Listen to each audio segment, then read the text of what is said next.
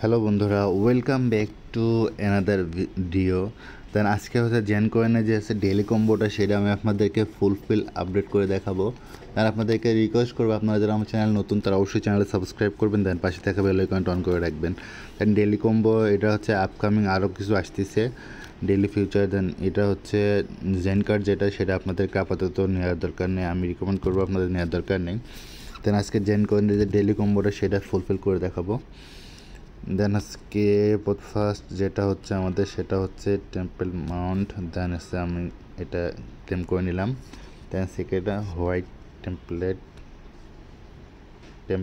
White temple, এটা হচ্ছে আমাদের সেকেন্ড।